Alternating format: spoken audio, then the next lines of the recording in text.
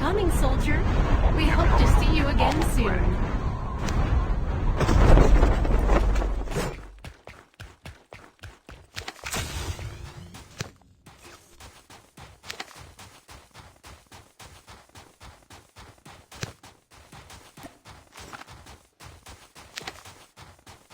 The safe zone is collapsing.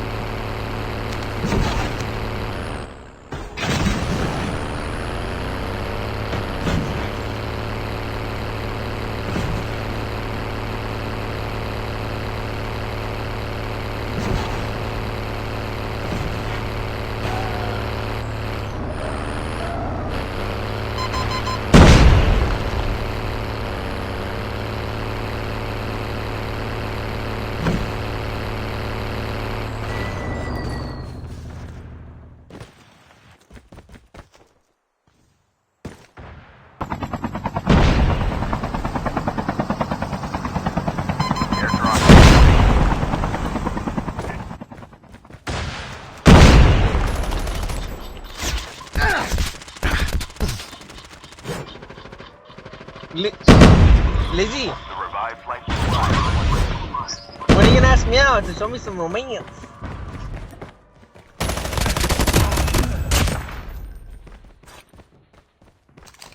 map deployed. Airdrop has been delivered. Oh, you want me to ask you out or what? Map deployed.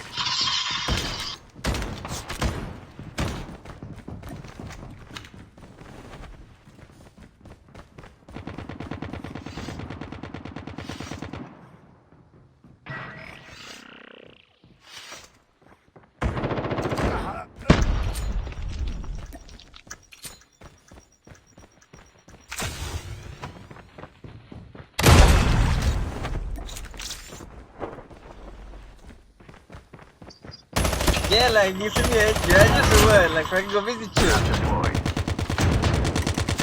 Yeah, do something. Some romance.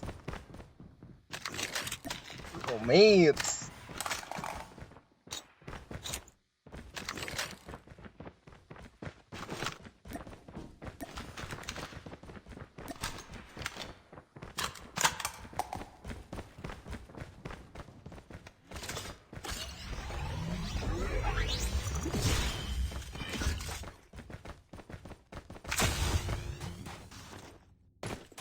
Airdrop incoming.